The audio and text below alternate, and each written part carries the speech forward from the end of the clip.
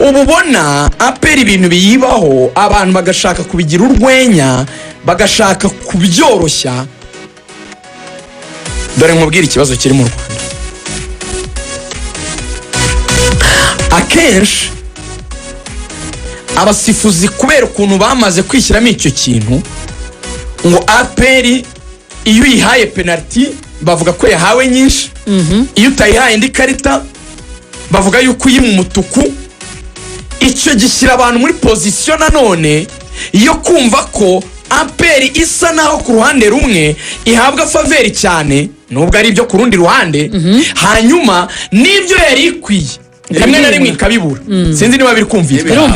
Nge rero uko mbibona nibasubira ku cy'ukuri aperi kidakwiye ntikakibona nayo icyo ikikwiye igikibona. Ni ukuvuga ngo abantu nanone ntibayikamire mu kitoze ngo bavuge ngo byaravuzwe ngo ujye usifurirwa neza ngo n'ibyo ikwiye kubona bayibimire icyo kintu cyo kuba biased, cyo gutwarwa n'amagambo n'ibintu bivugwa yo iribirwa irahengekerwa. Yego bijya bibaho, yego bijya bibaho rwose. Tuzi ibyemezo byinshi byanahanishije n'abo basifuzi barimo bashuri kuri match ya Perse.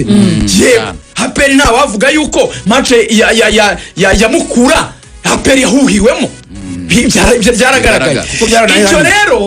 Icyo rero nicyo cyahitaje ibibazo kuri iyi match yindi. Nukuvuga ngo kubera uhuhiwemo hari n'ikintu kivuga ngo nshaka gufata icyemezo nanjye bakavuga ko ndi mwabo ngo nayihuhiyemo ugasanga n'ibyo nayo yari kubona nka avantage ibyimwe. Nge nabo nibashyiramo ikintu cyo kunormaliza Aperi nihabwa avantage zitari ngombwa ariko ntinimwe n'ibyikwiye. Njye bareka mu majyane kwizigira abasifuzi ba mbere barahagaritswe. Yego Rugaje ati penalty yariyo. Ibera ati nyamara ariko ikarita yatanzwe hari aho byaturutse. Yego ariko abasifuzi nabo bakavuga ati bati noneho umukisifuzi ko nawe umusifuzi ukomeye nka cyucyuri ko yahagaritswe aho natwe nibiza kutubaho. Ibi noneho ntibiza guteza ikibazo hagati y'imisifuri y'abasifuzi kuko buri yerega na match ya Gicumbi na Gasogi abavandimwe bageraga bakamanika igitambaro umuntu atarajya no muroruje. Ntihaza kuba gufightinga ko abasifuzi birwanaho bikaza kuba ibibazo no kuba ku equipe. Ibi bintu byose bituruka ku muco utari mwiza abantu badukanye mu Rwanda wo kwiba ku mugaragaro, bakiba babishaka babigambiriye. Uri murabyumva? Noneho abantu bavuga bati naye abanyamakuru ati naye abantu naye biki bikarangira abantu bamaze kwisiga icyo cyasha. Ubu ngubu Rwanda Premier League ndetse na Ferwafa ikintu bakoze ni ukugaragaza ko bazanye umuco wo kudahana, ariko hari ikintu rigoga ndibuze kubona gikwiriye gukorwa cette fois-ci.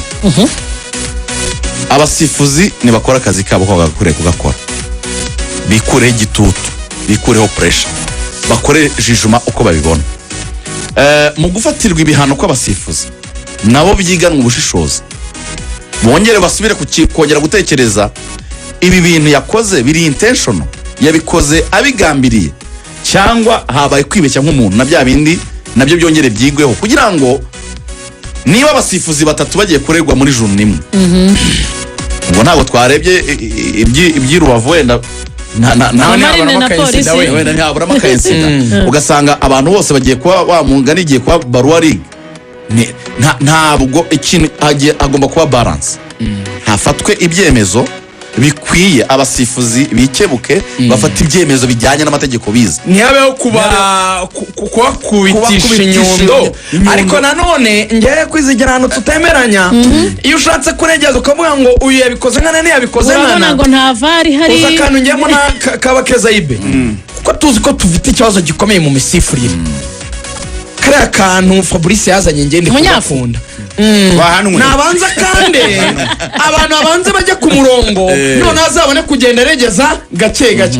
Mu yandi magambo azagenda agabanya inkwi ariko yabanje gucanira, nabanza canira icyo navugaga, nabanza canire ndabacanirejemo gake. Impamvu ngomba gucanira njye hano ngiri impungenge ni n'abasifuzi bakuru ureka kubikora kuri Aperi haboneka akantu kuri ngo urareba ngo baze guhanura ibya Aperi ngo ariko ndabahanye icyo rero si cyo nshaka. Ahantu agomba kubishyira imbaraga n'abasifuzi bakuru niba tucurera hanwe twatuvuga Rurisa Patience umusifuzi mu by'ukuri ubona ko amaze gukora nawe ari we byaguye kuri match ya Aperi. Twavuga Kayitare David umwe mu basifuzi bakoraga neza mu minsi ishize yaguye na match ya Rayon ugiye kuregeza rero kandi abasifuzi bakuru bari kubikora bya bigoye nimujye ku basifuzi ariko ngiye cyo ndimo ndagarukaho ama equipe ibintu byo kwirirwa yandika ajya gushyira kuba atatsinze ku basifuzi nacyo ni ikibazo ama equipe azayobya abafana bayo tumoje ku kantu keza tubijyemo reka nkubaza akantu tuzagira umwanya wo kujya mu kibuga ama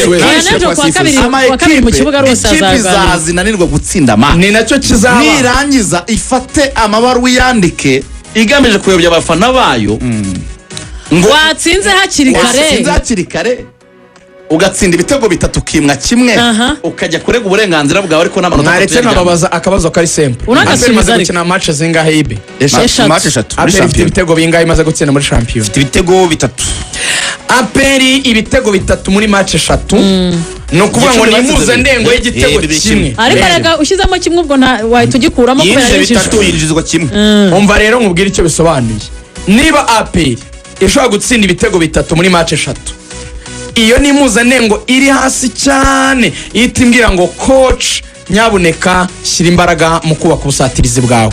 Icya kabiri ibyo bitego ariko ngakumenyesha ko reyo nk'ibyo 3 yabipakiye ikipe imwe ya Rutsiro cyane urumva icyo bisobanuye ibitego ya peri bonye muri match 3 reyo yabipakiye ikipe imwe yitwa Rutsiro none surabona ko atake yawe bitarwaye nanone abantu banze umutoza abantu bari gukasa abakinnyi ba peri cyangwa birumvikana there is that sense of urgency mu guhindura cyangwa mu gushyira imbaraga mu busatirizi. Icya kabiri urambwira amakarito crema yarabonye ruje urambwira se Kiganda yabonye sindi karito. Icyo kintu gituma apera abakinnyi bisanga muri situation zabo bashobora kubona amakarito ruje. Hari ikibazo cyuko amakipe it is easy to play with you APR barakwinjirira cyane abakinnyi bakisanga muri situation zabo bagomba kubona amakarito bari muri zone z'ubwugarizi. Uricyumva ko mucyo bisobanuye n'inyuma harimo amakosa menshi aturuka kukuba badakomeye cyane mu buryo bugari.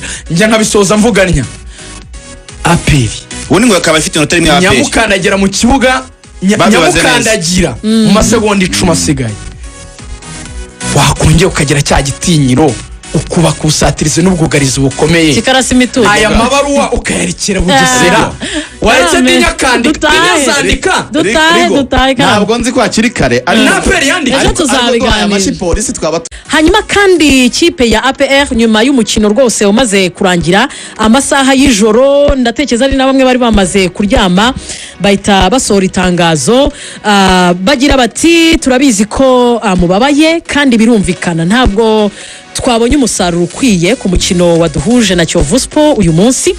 Bati tubasabye imbabazi kandi turabizeza kwitwara neza mu mikino izakurikira. Abo ni abafana babwiraga.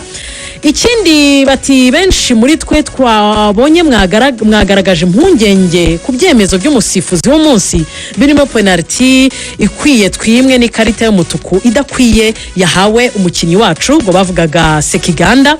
Bati nibyo ko natwe twabibonye gusa dufite icyizere inzego zitegura amarushanwa zinashinzwe abasifuzi aho twizera ko bizakurikiranwa ngo hamenyekane icyatumye tudahabwa ubutabera bukwiye. Bati tuzakomeza guharanira kubaha ibyishimo no kwitwara neza mu buryo bubahesha ishema. Iryo ni itangazo ry'ikipe ya APR Rigani. Ubu nyuma yo guhagarika abasifuzi nyuma y'umunsi wa 3 ubu noneho abasifuzi igenda narebye guhera ku mikino narebye bishoboke ko hatangiye kuba ama equipe versus abasifuzi kuko no mu itangazo rya APR nubwo riteruye umenya bitaza kurangirira ahangaha buriya babitangaje ni itangazo buriya nayirarega ni itangazo rirega uko rigaragara ni itangazo risa naho ryandika kuri social media itamaze kugera iyo yareze rwose yareze Ferwafa Rwanda Premier League iraza kwitwara ite kuko abo abanyamuryango noneho ama equipe yamaze kumenya ko hari uburenganzira bwabo. Ese uribuka tuganira na Richard SG akaba na vice president wa federation ikintu namubwiye ndamubwira ariko nta kibazo mufite cyuko ubwo mutangiye guhana cyane abasifuzi byazateza ibibazo bakabona ko bari less protected ibo nk'abasifuzi ariko none begana amakipe urwaro rwo kwandika amabaro menshi buri insida yose amakipe agomba kuyaregera. Yaravuze ngo ntabwo bizabaho ariko nyine byagombaga kubaho. Njye nabibona mu buryo bubiri. insida ikomeye iteye ubwoba kurusha izindi zose niyabaye kuri match ya Muhanga na Bugesera. Iyo insida ntimwayivuze ariko niyo iteye isoni kurusha izindi. Aho umuzamu Bonheur w'ikipe ya Muhanga yasohotse arenga urubuga rwe rwa gardien yemerewe ruriya rubuga rw'amahina, arasohoka kubita umupira n'amaboko aho kuzamo amaboko yarenze urubuga rwe, akinisha amaboko kandi yarenze urubuga rwa Sirifase rwa gardien. Abantu ntibagire ngo ni nahandi ku murongo, imbere n'imbere cyane ntibamuhaye ikarita kandi buriya iba ari rouge direct kuko nta mukinnyi we wari uri inyuma ye, nta mukinnyi wari uri mu izamu, ekipe ikanabwa yafatwa nk'umudefenseri wanyu. Uriya musifuzi wasifuriye match sinshaka no kujya mu by'amazina ngewe ndeba insida sinkivuga izina ry'umuntu, uriya wakwiye guhanwa ariko ufashije abantu bakamenya wenda destination yari hari. Yitwa Kwizera Olivier, ni umwe mu basifuzi basa naho ari bashya mu cyiciro cya mbere bazamutse, naje kubaza muri Ferwafa ko bari gukora promotion y'abasifuzi, ubwo ne wasifuye iyo match abantu baba bazi nyine kari video iramurega uwo wagomba guhana kugira ngo atazahana abantu bamenye izina rye. Ibyo nibyitwa ngo habayemo ngo kwibeshye ko nteregere umurongo, biriya byo ni kosa nkana, wowe guhanwa rwose ntacyo kuburana. Ntanumve ko hari umwanga, ntiyumve ko hari n'umutemeyeho itaka. Ngere inshuti yanjye cyane rwose. Iriya video imeze kuriya inshuti yanjye twarakinanye. Icyo yakora cyonyine is to say sorry akakira ibihano. Wowe tumuveho. Ariko muri iyo match yakoze rindi kosa kuko igitego batsinze Bugesera, bari bakoze contre attaque Bugesera, bateye baro ayikora mu bisanzwe, ubundi musifuza kuze kuri baro nkuko arasifura barakayisubiza abari bayifite, ariko ntiyasifuye, ahubwo bahise batsinda Bugesera igitego bavuga ngo ikosa yakoze ryajyanye ku gitego. Iyo ritavamo igitego ntago twari kubyita ikosa cyane kuko n'ubundi busanzwe iyo umusifuza kuze kuri baro baratangira agaciro. Iriya tegeko riba interprete muri ubu buryo: iyo umusifuzi bamushose umupira akawushotwa na Bugesera, umupira ukajya ku mukinnyi wa Bugesera nta sifura, nta kibazo. Ariko iyo umukinnyi wa Bugesera ari ushose umupira akawushota arbitre, umupira ugahita ujya kuri adversaire, agomba guhagarika umukino kuko abatanze assist, abatanze assist nawe niko byagenze. Umupira uvuye kuri Bugesera ujya kuri Muhanga, awukozeho aho deviye ujya ku mukinnyi wa Muhanga ahita aransa baro batsira igitego. Yasifuye nabi uwo nuko muvaho arahanwa. Twigira rero kuri ya misifu kabiri rero na amakipe atatu ari buze kurega. Bugesera irarega, amagaju amaze kurega, amagaju asaba ko bakorerwa ikarita y'umutuku umukinnyi wabo bavuga ko yahaye ikarita yo kubera Basane. Mu by'ukuri harimo ibintu bibiri, harimo kuba yego Basane yipasha umupira ashaka wenyine kwipasa muri profondeur ngo yiruka asiga uwo umukinnyi yatera tackle, habaye ibintu bibiri. Tackle ntiyafashe Basane, icyo kibanza cyumvikana. Tackle ntiyafashe Basane, icyo kirabanza kikamukura muri position yo guhabwa karito rouge, ariko intention ubushake yari afite kuko umupira wari wagiye, bwari gicamurundi. Mu by'ukuri rero kuko hatabayeho contact nanone kumuha red card byari icyemezo kiri hash, yashobora guhabwa umuhondo na avertissement kumwati dore aya matakre yawe adasobanutse uraza guca umuntu murundi, genda gake. Mu mupira twibuka ikintu bahana intention, ariko nanone hakazamo no kureba aggressivité yikosa wakoze. Yego sibyo? Yego. Urabona ngo kuriya baserezaga ka Pedri kakuruye muza Vinicius kumukurura ni kosa, ariko ntabwo biri aggressive, ntabwo kamujiduye. Yashoboraga kumukubita nka takira muturutse inyuma bakamuha umutuku. Yashobora gufata umupira awufatishije intoki yarangiza agashyiramo n'ikirenge. So mu by'ukuri rero mu bigaragara uriya we yashoboraga gushyiramo imiyaga akamuha umuhondo na avertissement no cyangwa se naho ni kumwati we urongera ndagukubita umuhondo wa kabiri, genda gake dore iyi takira uteye yariteje ibibazo, ukamuha umuhondo bikarangira. Ni jejoma y'umuntu. Ariko kuri APR rero uwo ni Kayitare David wasifuraga match ya n'amagaju. Kuri Sekiganda ntabwo APR ifite ukuri.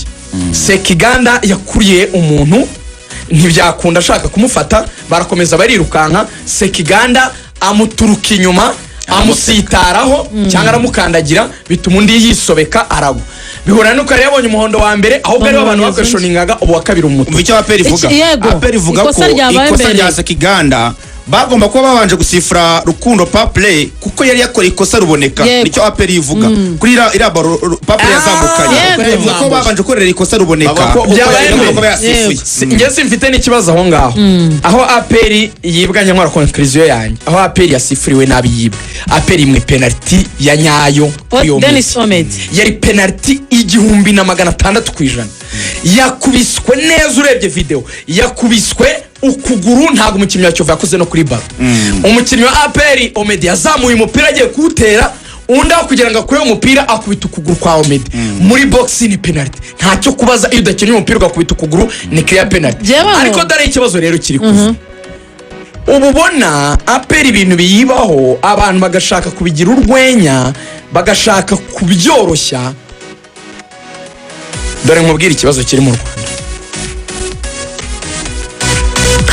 akenshi